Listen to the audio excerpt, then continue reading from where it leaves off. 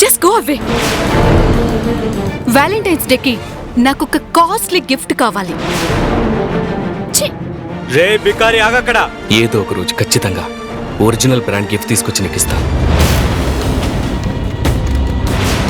సవ్యసాచి నుంచి అర్జెంటుగా నాకు ఒక లెహంగా కావాలి.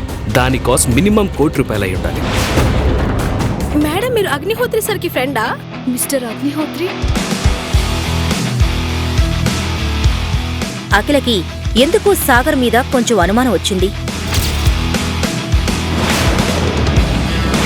సార్, ఈరోజు ఒక స్పెషల్ పర్సన్తో మీకు మీటింగ్ అరేంజ్ చేశాను. ఇది ₹200 కోట్ల డీల్ సార్.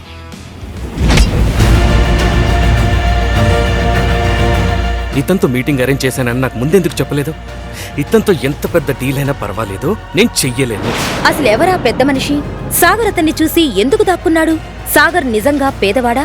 ఒకవేళ అయితే అంత పెద్ద డీల్ చేయడానికి ఎందుకు వచ్చాడు? సాగర్ ఒకవేళ కోటీశ్వరుడైతే మరి పనివాడిలా అత్తారింట్లో ఎందుకుంటున్నాడు? సాగర్ గురించిన నిజం అఖిలకు తెలిస్తే ఏం జరగనుంది?